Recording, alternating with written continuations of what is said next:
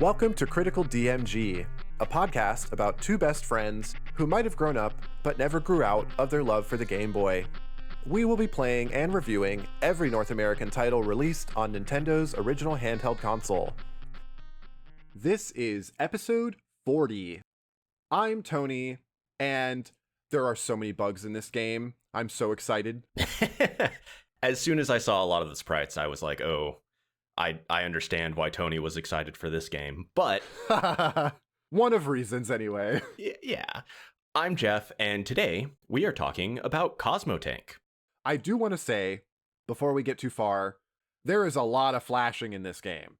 So be prepared for that. It's kind of everywhere and unavoidable.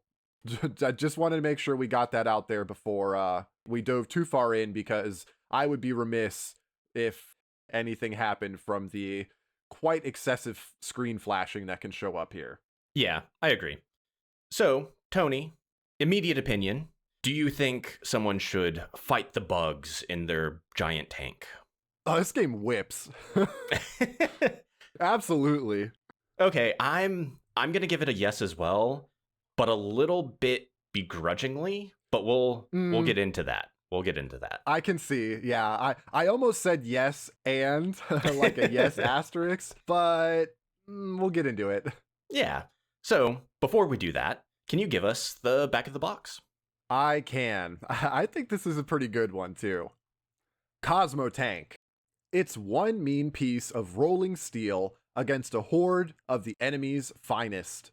One by one, the outer planets were overrun by the unidentified insect-like creatures. Normal weaponry used against them had no effect.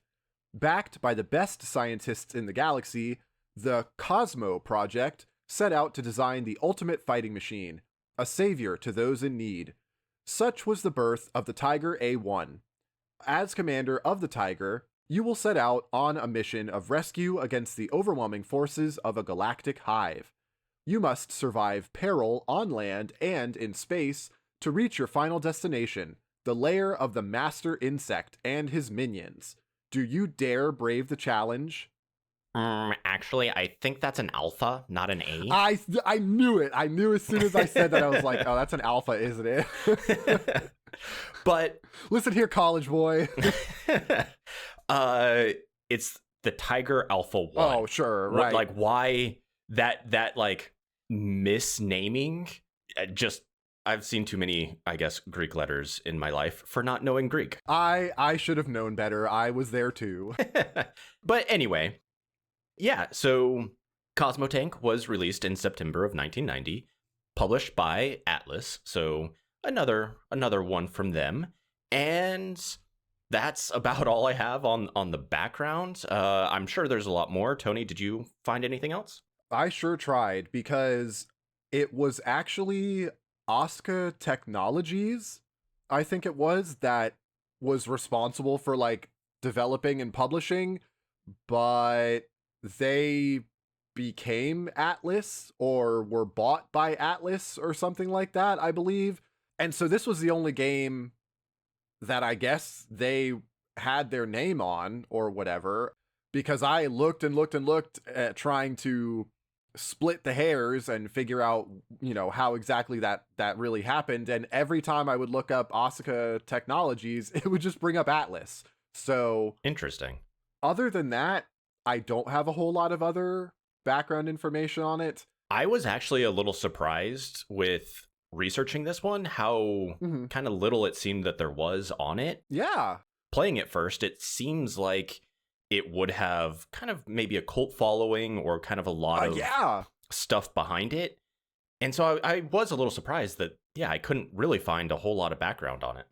We've had some games that maybe people don't necessarily know about or don't get as much shine when being talked about as like... You're telling me Cat Trap is not a household name? See, okay, and Cat Trap was exactly what I was thinking of. I think Cat Trap could be considered like a hidden gem on the Game Boy. This one definitely, I would think, is something that maybe like, and I promise I don't mean this in like a snooty kind of way, but like a layman the uninitiated Game Boy player or whatever wouldn't necessarily have heard of Cosmo Tank, perhaps. Mm-hmm. But this one is definitely something that I can only imagine probably crops up on a lot of like hidden gems or underappreciated classics or whatever, because we're about to get into it, but I think there is a lot to like here. Yeah, I mean, I hadn't heard of it before, so I guess Sure. that gives credence to your point. Sure. But I think let's go ahead and talk about the mechanics. Okay. Mechanics time.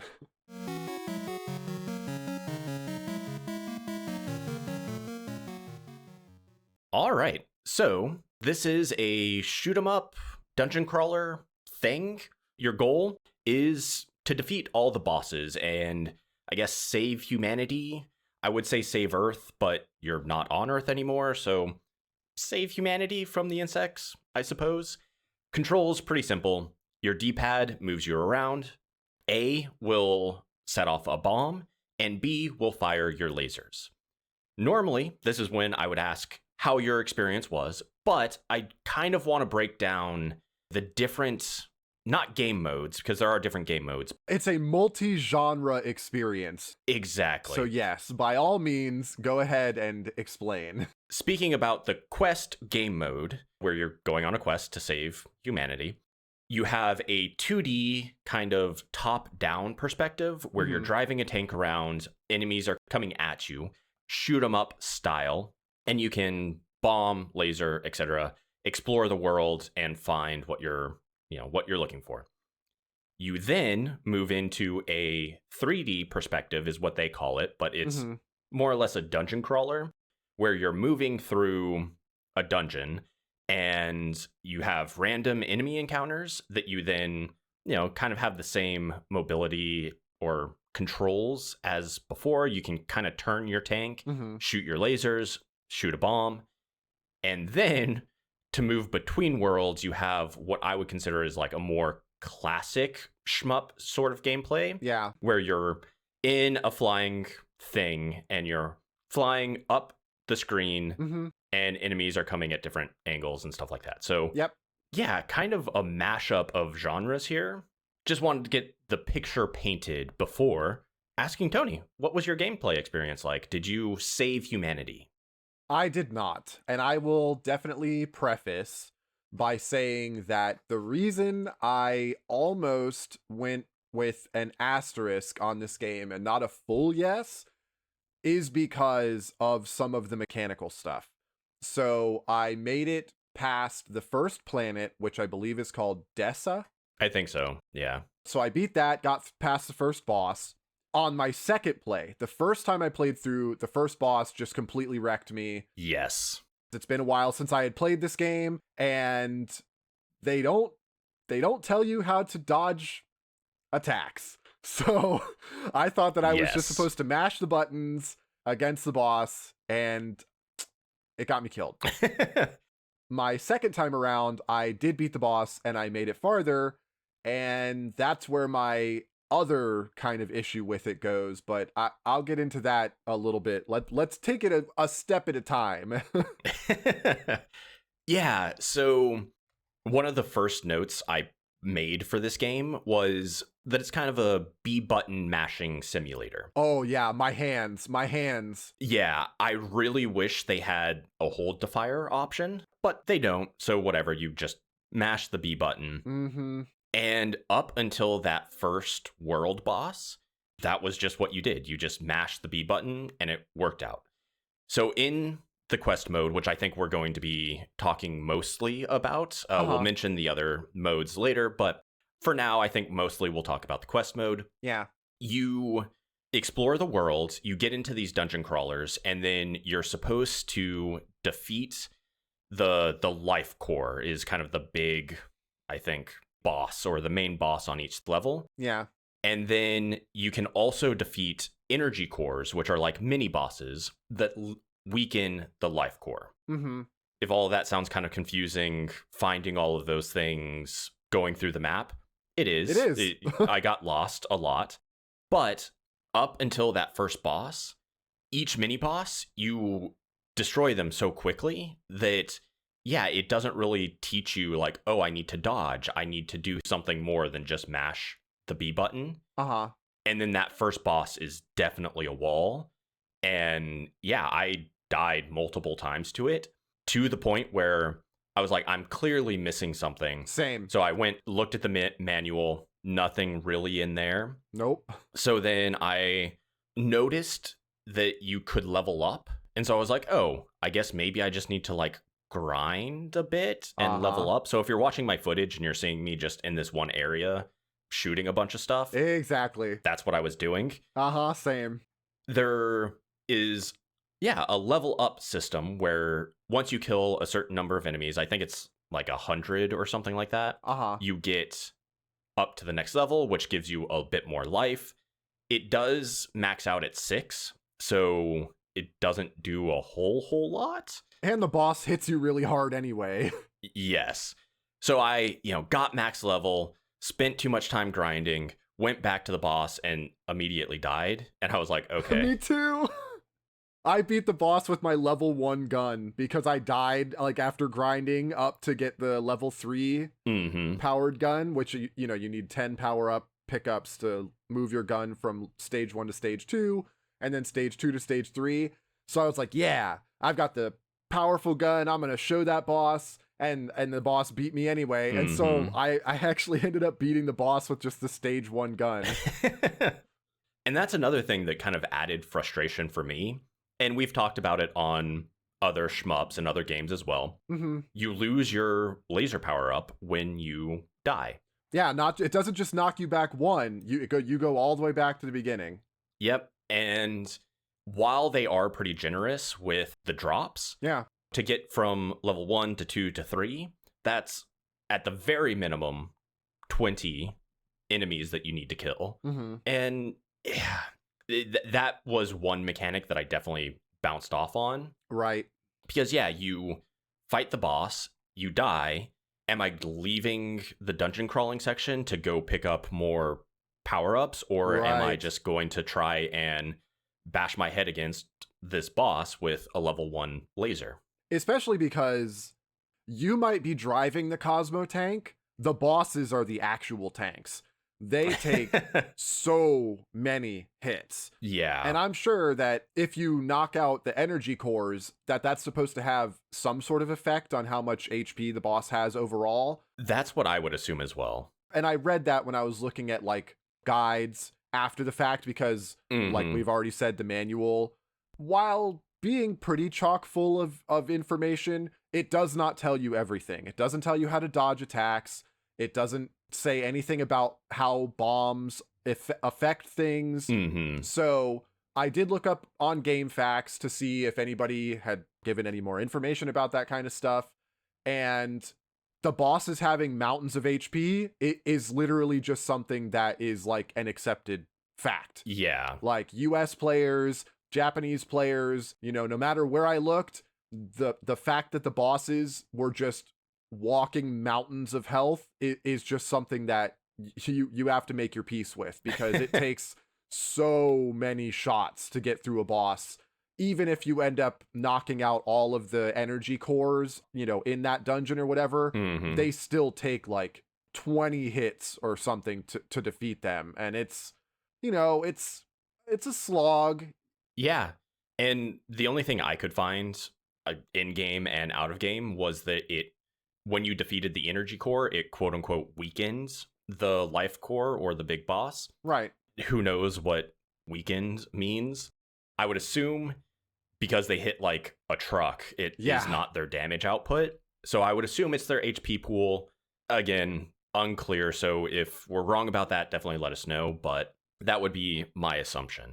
Yeah. I mean, they hit you and you lose like what feels like a quarter of your health bar. Yeah, even at max level. So you can probably tank 4, 5, 6-ish hits and then you're done. And the reason I personally found that problematic is, like Tony said earlier, they don't really teach you how to dodge. No. And it's not intuitive in the 3D section or the dungeon crawling section how you dodge the attack. No. You see the enemy on screen, they shoot a projectile at you, you look like you are in the cockpit of the tank. You know, you look like you're inside the tank. It's all around you. First person. Yeah. You see, you know, all the controls, all that fun stuff.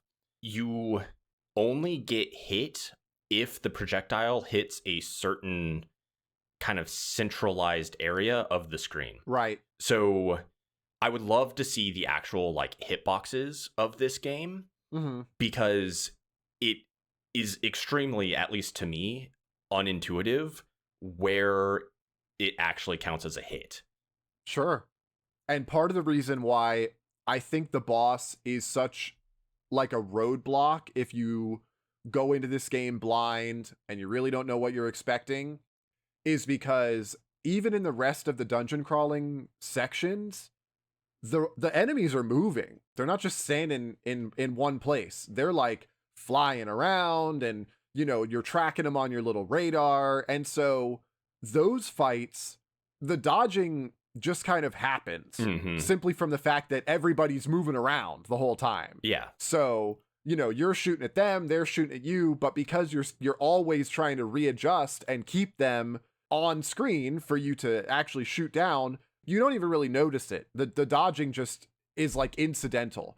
Whereas with the bosses and even the mini bosses, like the energy core and the control tower or whatever mini boss, they don't go anywhere. They just sit in one spot firing statically at you the whole time. And you can rush them down before it matters. Yeah, exactly. And like, especially if you have the powered up gun, you can just like mash the button and they only take like a few hits before they're gone. So you can get them completely blown up before their first shot even hits you. Yep. After that, when you get to the boss, you know, and not like you would expect that the final boss of any level needs to be quite that much of a pushover or whatever, they take so many hits and they move only a little bit. Like they do move, but it's not very much and they're really slow. So when I first encountered the boss, I approached it the same way I had all of the rest of the fights. Mashing B. Big boss, mash the B button, and experience from other similar games, you know, like other shmups and just other games similar to this one that give you things like screen clear bombs, which are what you get in this one. I thought you were supposed to bomb the screen and that would be like, oh yeah, wipes their bullets out, mash the button and get your hits in. No, it doesn't do that at all. And actually the bomb doesn't even do damage to them unless they are visible on your screen in front of you, like you would be shooting them in the first place. So I had no idea what I was supposed to be doing. I hadn't figured out the dodging yet. I didn't know why all of a sudden it seemed like my weapons weren't really effective and I was just like tanking hits, you know, that were completely depleting my health bar in no time. And I, like you said, I felt like I was missing something. I hadn't played this game in a long enough time to remember those mechanical things. And then the manual doesn't tell you that you're dodging left and right or whatever. But when you come back to it, knowing that all you're doing is dodging left and right, it's a little underwhelming, I guess is the best way for me to put it, because it almost feels like a cheese strat, but it's not. That's just how the game wants and needs you to handle those fights.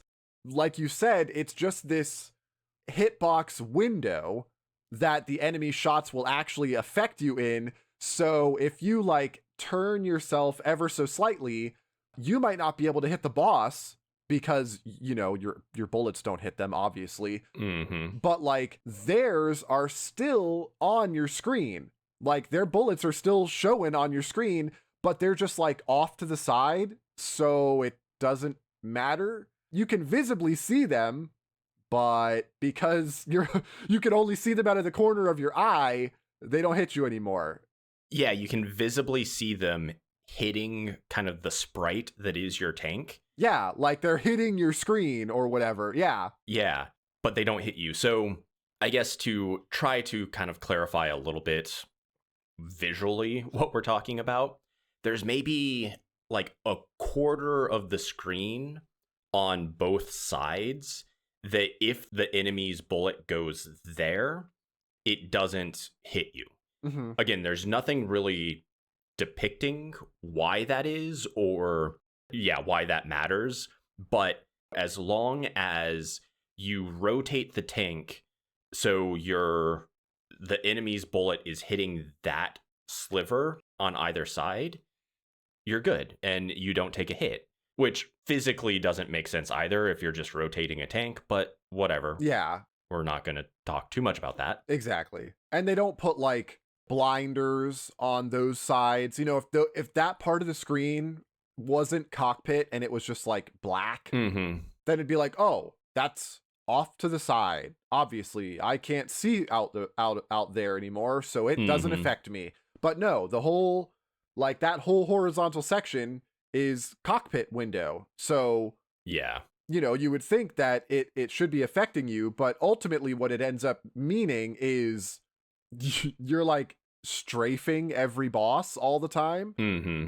We have been talking about the first person section a lot, and I do kind of want to make sure we cover the other stuff too, because the game is not just the first person dungeon crawler, I promise. Yeah. 2 quick things from me to wrap that up. Yes. I think that all the bosses seem to have pretty noticeable like attack patterns. Mm-hmm. And so you could learn kind of like, okay, this is my time to attack, this is your time. It did feel a little back and forth like that. Like, okay, you attack now, I just sit here and wait. Okay, I attack now, which I didn't love, but fair enough. I also very much so disliked the fact that when you shoot, the bullet follows you as you turn. So it's very counterintuitive because usually you shoot, and if you turn, the bullet continues the trajectory that it was on. Right. So you can learn that mechanic, and so it's not that bad. But I found myself multiple times moving on to the boss, shooting, moving away, and because I moved away, the bullet didn't hit them. So you just need to kind of like flip the perspective of like, as I'm moving on, I need to shoot, not I need to acquire the target, shoot, move off. Right. So just a little bit of a, mind switch. But with that, that's kind of like the last 2 points I had on the 3D quote unquote sections. Yeah. I think it's just because they're so novel. I think I had even said to you off podcast when we were talking about how Cosmo Tank was the next game that I was excited to hear your thoughts because it wasn't like anything that we had had so far. Mm-hmm. And this is what I was talking about. So obviously, there is a lot to say about that. You know, we've had shmups so far on the show, so there's not a whole lot to compare. The going from planet to planet after you're done, that's a very run-of-the-mill vertical shmup section. Mm-hmm. I think it's good, simple, but handled well. I don't think it's cheap or anything like that. It's totally serviceable and a fun way to go from planet to planet. Exactly. It makes sense, I guess, like in universe or in game. Right. And it is just enough to be, kind of like a fun little mini game or something like that, but not enough to be a slog. Right. I wouldn't call it a diversion, but it fits in well for like this is how you get from place to place. Mm-hmm. So fine. Nothing really to say about that. If you've played literally any other vertical shmup, you will know exactly what to do here. Yep. It's all well and good. The top-down adventuring area is clunky, but I enjoy it anyway. I love that it's 8-directional movement. I think the 8-directional movement and shooting is really cool. Mm-hmm. I don't think that you ever get overwhelmed with the enemies on screen. They throw just enough of them at you, and they all have like recognizable and repeated attack patterns and movement patterns and stuff. Yep. That, you can figure out after you've seen a couple of them show up on screen. They basically all die in one hit except for some of the larger enemies. Mm-hmm. That's also really nice, especially as you power up your gun and everything like that. Yeah, I find it funny. I literally have feels clunky but seems on purpose. Yeah. In my notes as well. Yeah, it does. It does kind of feel on purpose. So if your tank is facing up on the screen, if you push down, your tank doesn't just go down directly. Right. It rotates between up, right, right down, down. Right. You have to actually like completely circle around. You don't just like drive backwards. Exactly. You can only drive forwards. So any direction that you push, you have to rotate the tank to go in that direction. And wherever, it's fine. Like you said, it feels... It's a tank. It makes sense. Exactly. It feels exactly like what it's supposed to be. And I can see that being frustrating to deal with. And there are definitely points like the areas where you're supposed to go into these like depots where you like communicate with your team or, you know, whatever else. You get like other game information or you replenish your shields. They're kind of a pain in the neck to get into sometimes. They're really like a tight squeeze. And if you don't line your tank up exactly to go up and in them, you might end up taking a hit or something from an enemy because you got to back up and then go back in. And it's annoying. But again, you're supposed to be in this big space tank. So I don't know. It is annoying, but the purposefulness behind it, I think doesn't really faze me as bad. I agree. And it never feels horrible once you get used to it. And yeah, sometimes it might result in you taking, you know, a little bit of damage or something, but it's relatively generous in how much damage you take in the overworld. So, you know, if you get hit by an enemy, it's not like the bosses. You're not taking a quarter of your health. While the movement does lead to a few hits or something like that, it's not the end of the world. It doesn't feel too bad. And you just pick up a life pickup and you're good to go. Right. They drop life pickups and power pickups and stuff really, really frequently. And not just like little ones, like they do drop some of the little ones, but they drop life pickups that just literally replenish your entire health bar. Yep. You can go into some of those depots, like I said, and they'll replenish your entire health bar. And unlike the first-person dungeon crawling sections, the top-down sections, those enemies, like, they can just run right into you, and it's only really like one notch off your health bar. Yeah. It's a lot more forgiving and a lot more easygoing, even though enemies are, you know, pretty frequently showing up. You've got bombs that are screen clears, and they also drop pretty frequently. And it's also really neat that the different areas have kind of their own, like, hazards and stuff that you have to deal with too, which we've definitely gone on a lot for the mechanics, but I really, really want to get to the aesthetics.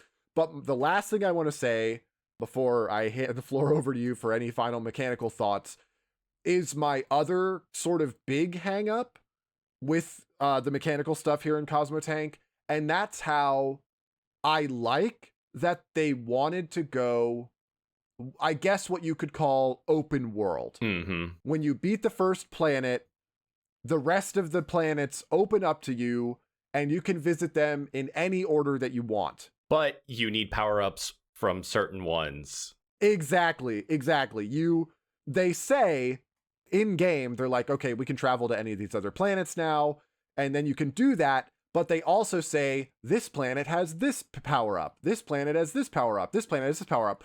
But they don't tell you, oh, you can't actually progress in that planet unless you have this specific power up. So you'll go through the trouble of doing the vertical shmup section to travel to planet Gadam or Monoa or Aquiel or whatever the other planets are. And then after you've already gotten there and started like trucking your way across the planet, you'll come to an obstacle or something and be like, well, I can't get past this. What's going on? And then so you go into one of the nearby depots and your teammate's like, oh, you can't go past this without this power up. I gotta go back. I gotta go back to this other planet now. And then you'll go back to the other planet where that power up's supposed to be. And it's like, oh, well, you can't go on this planet until you get this other power up. So even though they want it to be kind of open world, it's not.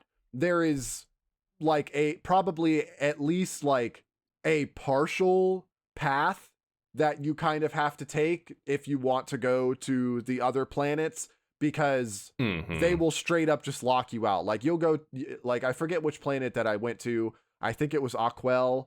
And literally as soon as you get off the planet, after the vertical shmup section and you go like the next screen over, it's just a depot and nothing else. And you go in the depot and they're like, yeah, you can't actually go anywhere unless you have the hover power up. And I'm like, oh, well, I don't have that. So let me go to the planet where that's at. And I go to that planet and it's like, you can't get past the hazardous sections without this power up. And I'm like, oh my gosh, what planet is that? I got to go to this planet. So I appreciated that they wanted to do that, but it's not actually open world.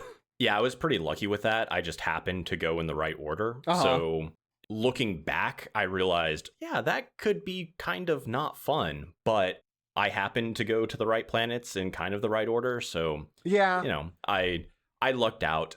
The last thing I will say about the mechanics, we mentioned there are 3 game modes. We've been talking mostly about the quest mode because I think that's probably the meat and potatoes of this game. Sure. There is also a training mode and a versus mode. So the training mode, essentially just you have a certain amount of time, defeat as many enemies as you can, and then you get a score. So, you know, I didn't play the training mode at all, but pretty straightforward.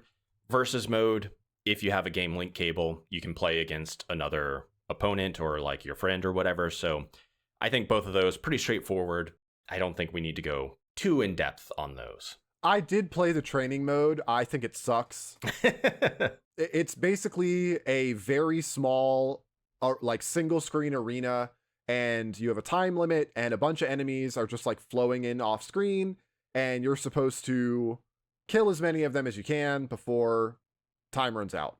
And so the first time I did it, I only managed, I think, like 20 or 30, something like that, before time ran out, which apparently was not what they wanted. I got an E. They told me that I still needed practice. So I was like, okay, well, I'll show you. And I did it again, and I don't remember if this is in my footage, so apologies if it's not for anybody to watch. But my second time that I did it, my score was somewhere in like the 50 or 60 point range, and I still got an E. So I was like, geez, how many of these do I need to get rid of? And we'll never know. No, I'm getting there. I don't remember where I saw it. I believe it was on @wiki, which I know I've mentioned before, either here or in Patreon related stuff, is like a Japanese place where people can document their own like journeys through different games and like write about it and whatever. And it was either there or somewhere else that I saw someone talking about the training mode, and their score was like 90 something and they only got a C. So I have no idea what you're supposed to do to get a really high score, but whatever it is, it's not worth it. The training mode is not going to get you ready for the main game, because the 8 directional movement sections are only a part of everything that you're doing, and the training mode never has you go into a practice dungeon or do like a vertical shmup section. It is literally just putting the tank on the top-down section and, you know, taking out a bunch of bad guys, which, you know, if you're a high score person and that, you know, you want to set a score for yourself or something, see if you can get an A rank or whatever, more power to you. I would not be doing that again. The quest mode gives you all the bug blasting top-down action that you could want. So I don't see a need really to go back and do that. But with that, I think we're done with the mechanics. I think. And it's time for a quick ad break, and then we'll get into the creative discussion. Oh, ad break.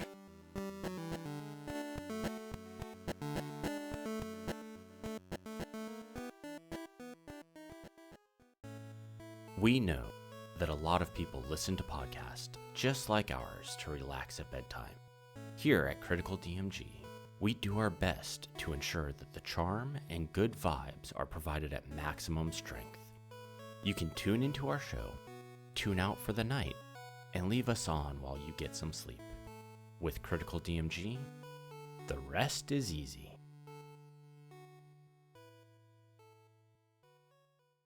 Are you making a Game Boy game? Awesome. But how does it sound? Because if it isn't something like this,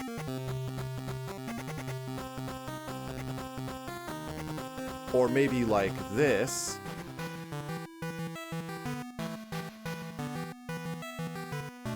Or possibly something like this.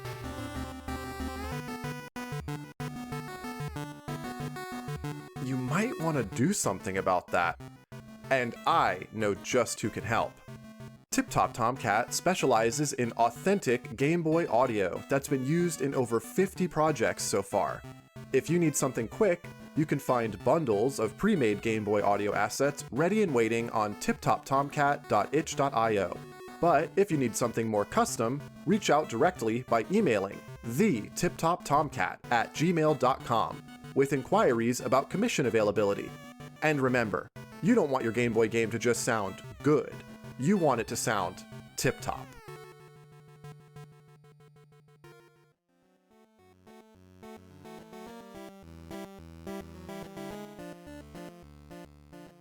And we're back. First things first, man, the music in this game is really, really, really good. Yeah, I quite liked it. I thought it was very good. Personally, I would say the first thing first is the wavy title screen. It was so awesome. Even my 9-year-old was like, wow, Mom, I really like that. I found it a little like jarring or like hard on the eyes. I could see that. But it was very interesting. And I think kind of the first time we've seen that sort of thing. Also kind of, gets you into, I don't know, like a spacey sort of mood. So yes. Okay, so I have to say that as a total package here, from the story that's presented, either from the manual or the back of the box, to the music, to all of the like effects, including, that as regrettable as it is, the excessive screen flashing and the, swirling and other screen effects, there is a very cohesive narrative being put forth here. 100%, yeah. At no point are you like, man, why are we doing this? What is it with these bugs? What's going on? No, you are the crew of the Cosmo Tank. Mm-hmm. You are rescuing these planets, whether they are inhabited by humans or something else, doesn't really matter.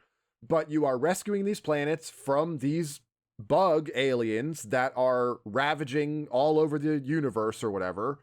And that's it. They lay that out for you from the title screen, which is another one that is very dark and has a lot of black, whereas the light colors are used for like text and stuff. Yep. And how it waves in, and the music builds up to this crescendo. And then once you're in the dungeon crawling sections, the music is this really kind of like creepy, tense, very atmospheric track that sets a good mood for how dangerous those sections are compared to the more adventurous top-down sections where you feel, not necessarily invincible, but definitely a lot more durable than you do in the first-person sections. Yeah. It wouldn't have mattered if they were insects or some other kind of aliens or if they were just robots or whatever. I'm glad they're bugs. But any of that aside, the whole package here is so cohesive that I don't really have a whole lot negative to say about the aesthetics, I think, at all. I don't think any of the sounds were annoying. The music was phenomenal. All of the sprites were so cool and distinct, and a huge variety of them as you play. There are so few repeated enemy types throughout the game. So we have to ask, what is your favorite sprite? Oh man. And we'll do a bonus. We'll do dungeon crawling section and top down section because they're quite different in how they look on screen. They are. Okay.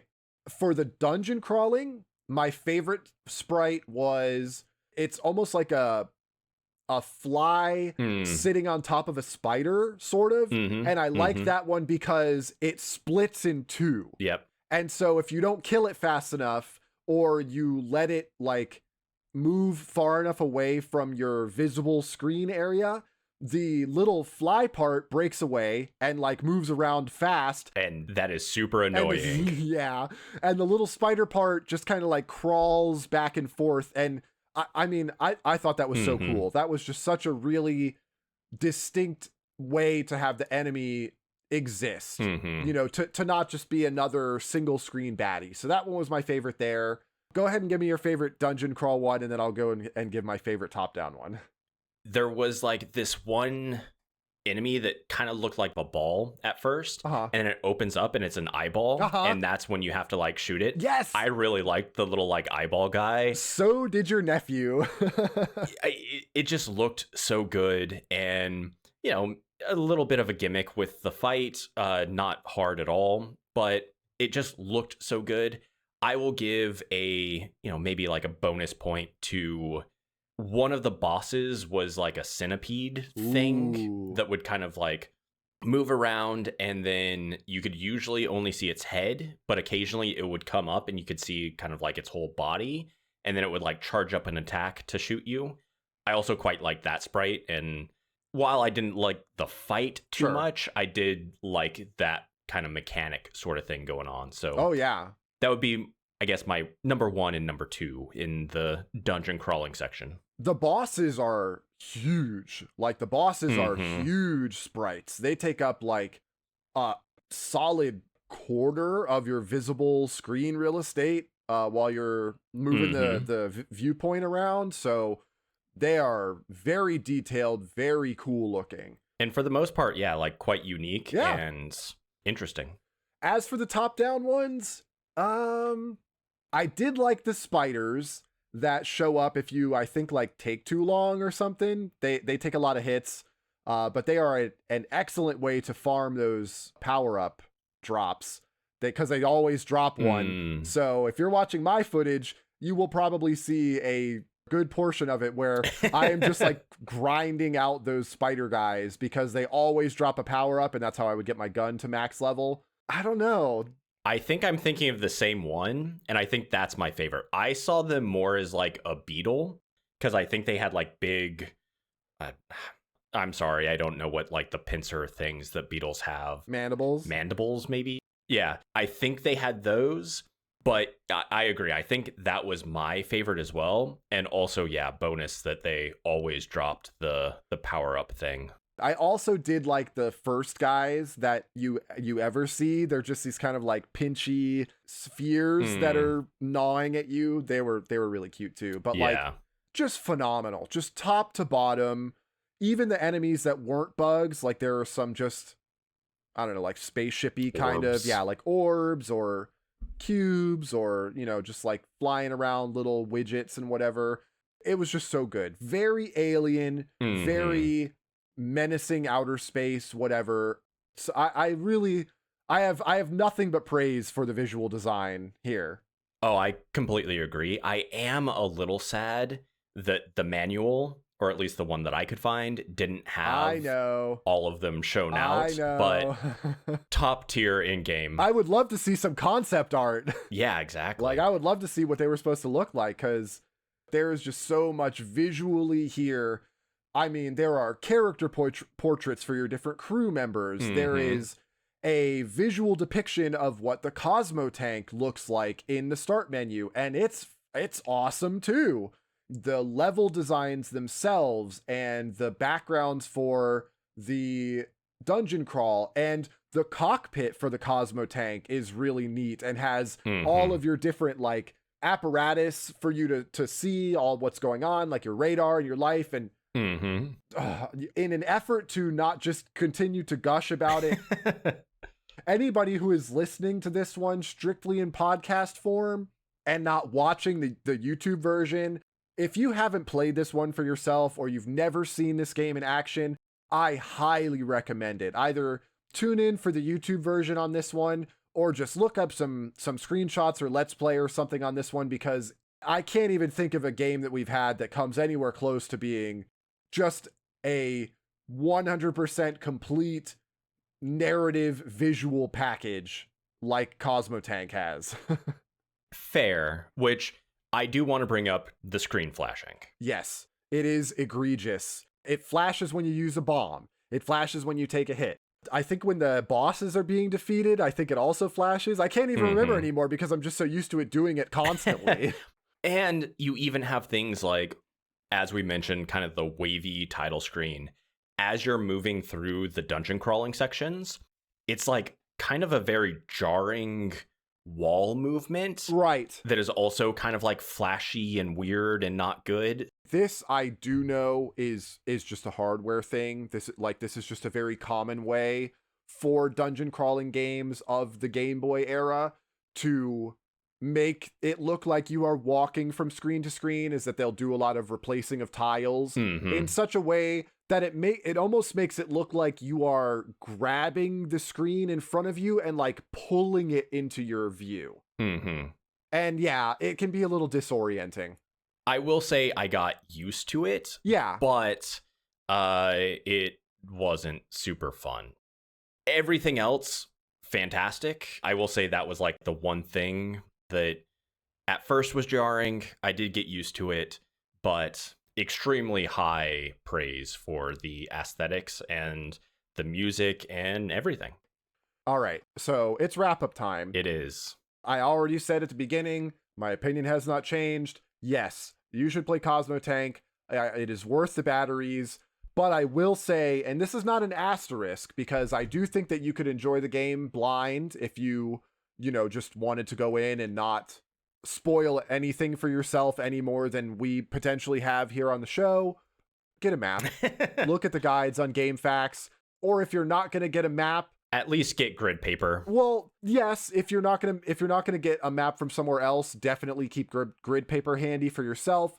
But if you aren't going to look up a guide about the maps and things, at least do yourself the favor to look up what power-up is necessary to go where. Oh, yeah. Because otherwise, like a recommended planet order. Sure, exactly. I think is quite important. Because what'll happen if you don't do that is, and this is what happened to me, you'll end up bouncing from planet to planet, and you're just wasting resources. You're wasting your life, you're wasting your bombs, and yeah, they can be replenished pretty easily, but that's just more grinding that you have to do. And ultimately, it will mean that by the time you get to the next planet that you're actually supposed to be in, usually, unless you have done a lot of that grinding, you're going to kind of be on the back foot.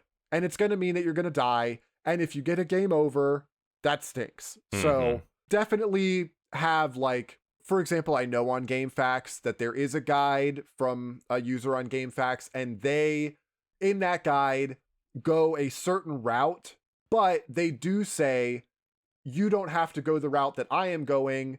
I will let you know that you need this power up to go here and this power up to go here. So you can figure it out for yourself as long as you know which power ups you need. Yep. But I'm going to take this path, so the guide will be focused on if you had also taken that path. Like I said, I do not think it detracts. I still think the game is absolutely stellar recommend, but definitely have paper or a map handy, and at least do yourself the favor to look up what is necessary to go where. Yeah, I definitely used, I think it was Gamma Beta Alpha, the user. I think so. I think so. That made the guide on GameFAQs. Bless them. Definitely use that. Like I said, I'm a yes, but kind of begrudgingly. I think it is a very unique game and fun at times.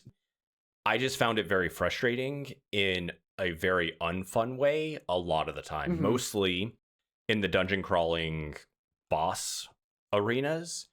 The hitboxes, all of that, just kind of frustrated me in a way that I didn't enjoy. And then, yeah, if you lose a fight to the boss, you lose your power up. So then the next attempt is just going to take longer.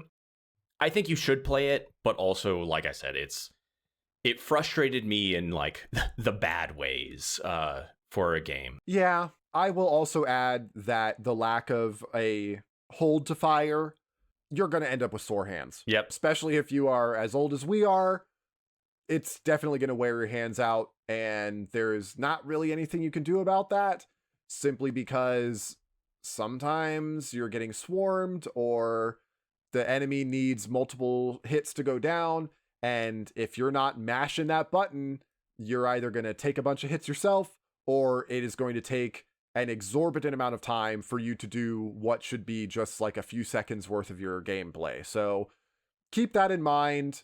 There are definitely some things that you will have to kind of go in prepared for this game, but I definitely think that the experience is worth it overall. Yeah. As someone who has said before in my own game development that I love mashing genres together, or having a game that is broken up into different genres when you are going through the different stages, this is a no-brainer for me. It does exactly the kind of thing that I love to see, and even better, it does it in a way that makes total sense. I agree. With that, I think it's quiz time. Cosmo quiz. Cosmo quiz.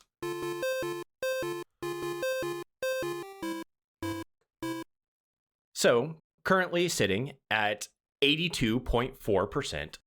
Last week treated me pretty well. We'll see how Cosmo Tank does. It's got to be good. The game was good, so the quiz has to be good. Hopefully. All right. Cosmo Tank quiz, question 1. We are pretty used to cheat codes in these older games by now, and it's always fun to see them. However, just like it was back in the playground days of yore, whether it was for the Game Boy or any other retro games, you can't always trust what you hear, or in this case, what you read, about a game's secrets anyway. So, GameFAQs lists 2 cheat codes for Cosmo Tank, but only one of them actually worked. Is it true or false that this one and only cheat code does nothing more than give you access to an in-game sound test? I'm gonna say true. So I looked at the cheats before, and I think there was like invincibility, and I seem to remember the other one being irrelevant. So I'm assuming sound test E. Mm-hmm. So I'm gonna say true, because I do think I remember seeing that as at least one of the options. It is true. Good job. Let's go. I checked multiple different sources actually that even remotely mentioned cheat codes for Cosmo Tank. None of them had anything to say about anything other than a sound test while you play the game. GameFAQs, however, has a user-submitted code, which, I mean, that's where all of their stuff comes from anyway, but there is a user-submitted code that is supposed to give you invincibility. But no matter how much I tried, I could not get it to work. I don't know if it's just plain false, like if it's not actually there and someone is just like blowing smoke, or if it's maybe a mislabeled Game Genie code. I'm not super familiar with how the Game Genie enters codes, or if it's just some other thing and I just don't know. Either way, it was very disappointing no matter how you slice it. I was hoping that there would be an invincibility code to test out, but that would be nice. Couldn't get it to work, so sound test it is. And the sound test is literally just like you pause the game while you're playing and you do a button combination, and then it's a sound test. So, woohoo. Woohoo. Question 1 down. Let's do question 2. Okay. The awesome music for Cosmo Tank was made by longtime Atlas composer Tsukasa Masuko, who is most associated with his work on the Megami Tensei series of games, especially those in the 8 and 16-bit game eras. Unfortunately, though, we won't actually cover any of those games here on the show. The only one that came out on the Game Boy in the US was for the Game Boy Color, so womp womp. Boo. However, Mako, as he was credited on some of his work, scored plenty of Game Boy games, including which one of these that we've already played? A. Super Mario Land. B. Quirk. C. World Bowling. Or D. Secretly all of them. And I mean secretly every game we've played, not just those 3. Oh, okay. Definitely not that one then. He was really busy in the 90s. I'm just gonna say B. B was Quirk, right? Uh-huh. I'm gonna say B. Good. It was B. Ooh. random 30, or I guess 25% chance. Yep, he might have gone by Mako-chan, or even Tsukaroton back in those early days. But when he composed the music for Quirk on the Game Boy, he went by that industry-tested alias, uncredited. Interestingly, according to the Video Game Music Preservation Foundation wiki, try saying that 5 times fast, it seems that the music for Quirk was an arrangement of some existing music composed by Ben Daglish for a Flintstones game on the Commodore 64. I didn't scrub through the two games side by side to figure out how close the music is, though, so I can neither confirm nor deny the veracity here, but I probably will have to do that at some point because I'm just too curious to not. Bizarre. 2 for 2 so far, so hopefully question 3 treats me well. Okay. This is my favorite question, actually. Question 3. In the September-October 1990 issue of Nintendo Power, a Game Boy special feature goes over a selection of handheld games and provides tips and highlights and info on upcoming games. Cosmo Tank has its own page, but plenty of other games are shown off here, like Cat Trap, Dead Heat Scramble, and Snoopy's Magic Show, which I love Peanuts. I can't wait to get to Snoopy's Magic Show. However, in the beginning few pages of this issue, we get the Player's Pulse mailbox section, and that's where my favorite little find came from this week. Which of these was the topic of a real letter in this issue's mailbox? A mom writing about a lack of letters from other moms in the mailbox. B, a boy named Jimmy writing about a boss strategy in Batman on the NES. C, a boy named Jimmy writing about using the NES in his science fair project. Or D, these are all real. Oh, are there 2 Jimmys in the world? I know, the two Jimmy conundrum. The unfortunate part is I literally found this Nintendo Power in like an archive and looked at it for last episode, but I did not read through all of it. So yep, it's in like the first handful of pages is where they put the mailbox. I'm gonna go with D. I like all of the above. I enjoy that as an answer, so I'm gonna go with D. Good, it is D. Let's go. There are 2 Jimmys in the world. There were 2 Jimmys. There were actually 2 separate kids named Jimmy writing in for this particular issue. One wrote about a cheese strat to defeat the Electrocutioner in Batman NES by Sunsoft, and the other wrote about using the NES to test hand-eye coordination for the science fair, which won him a blue ribbon twice. Let's go. Once at the school science fair, and then once at like state fair or whatever. Honestly, the A was the one that was throwing me off. No, okay, so we're getting there, and that's why this is my favorite question. My favorite part is the first letter in the mailbox, which is from a mom named Liz, who asks why there are so many letters from kids and dads, but none from moms, even though she loves to play her Nintendo just as much as they do, and she knows plenty of other moms who do that as well. She praises video games as teaching tools that have helped her kids to read and problem solve and do math and understand geography. And all I can really say to that is, hell yeah, get there, Liz. Let's go, Liz. Ahead of your time. I do want to also add that the response, because they always give a response in the mailbox or whatever, the response to Liz's letter was just, maybe you should start a club for Nintendo moms, as if you don't already have too much to do. And it's like, geez, man.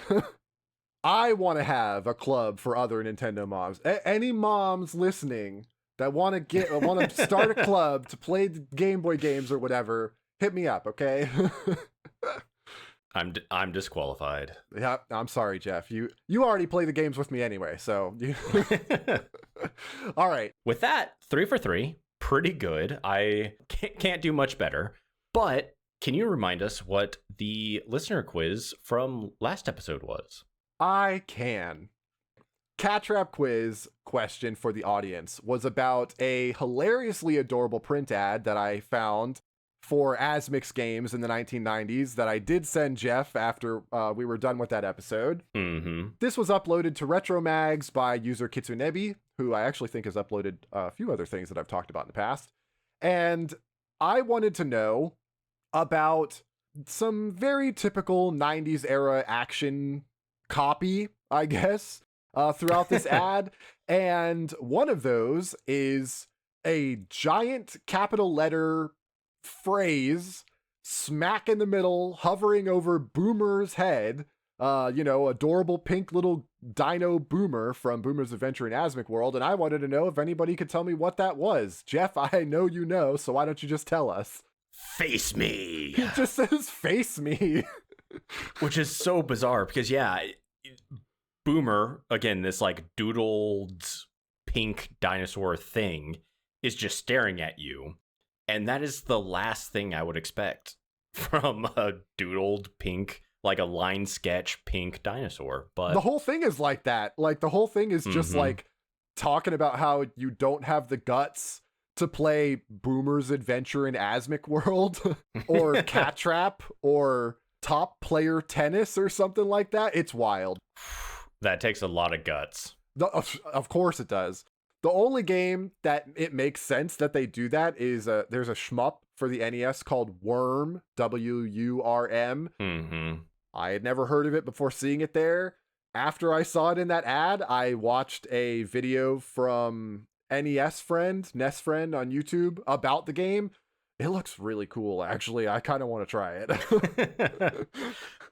All right. Well, with that fun little pink dinosaur question out of the way, Boomer just keeps popping up. Have you noticed that? We just keep talking about Boomer. And the game was so bad. Every now and then he just keeps showing up.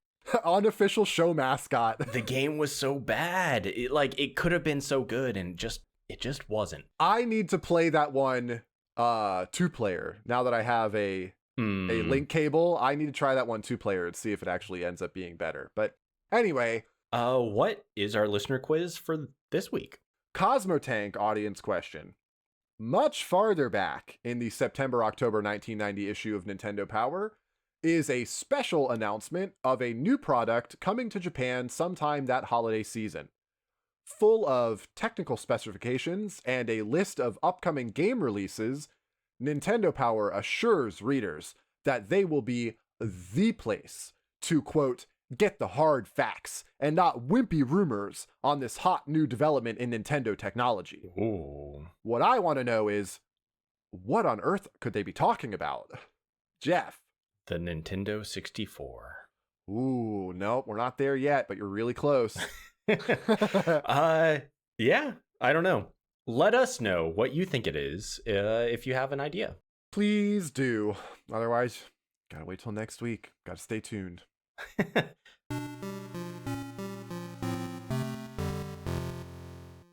With that, we are at the end of our Cosmo Tank journey, and it's that time again. Mm-hmm. These months just seem to fly by. They do. Yeah, we're at the end of April, so moving into May. It's time for another Patreon newsletter. So, Tony, do you want to let the listeners know what they can find in our newsletter this month? It's time to climb on the Magic School Bus, everybody, because we're heading back to Japan for DMG in Japan. We're going to peruse the shelves and talk about some Japanese exclusive Game Boy games that came out in the same time frame of games that we're talking about now. No spoilers for what we're going to be talking about there, but I think I did mention in last Patreon newsletter, so I guess I can say here that the two games I will be talking about are both anime tie-ins. So you can look forward to that if you're an anime fan. Yeah, this time there weren't a whole lot of options, Right. but we do cover 4 of them. Mm-hmm. So you can join for that. And as always, thank you for hopping over there and Yes. becoming a free member, Mm-hmm. whatever. We appreciate it. Even if you are not supporting financially, we still appreciate the free members. We do have shortcuts over there that come out sporadically for them. We just couldn't do it without you. We would, because we are both bonkers in that way. But it's a lot nicer knowing that you listeners and patrons in particular are there to support us. It definitely makes it a little more worth doing. Exactly. That brings us to the end of this episode. And join us next week. What's next? We have a good one that I'm quite excited about. Ooh, that's a first. I'm usually the one who's excited about something, so please. Next week, we need to start this game now. Like, as of recording now. Oh, God. We have the Final Fantasy Legend next week. So I know we said that Gargoyle's Quest was our first RPG, but this is the actual first RPG that we're going to get. Like, first turn-based classic RPG. Yeah, it's going to take a long time. I have spent a lot of hours in this, franchise. And yeah, I'm excited to kind of see one of the first titles in it. So again, thank you everyone for being here, and join us next week when we maybe talk for quite a long time about this. Join us next week to find out if either of us actually make it to the end of the game. I think How Long to Beat has this one clocked at like 20 or 30 hours or something like that from start to finish. So we will see. Stay tuned for that. But until then, everybody, bye-bye. Goodbye.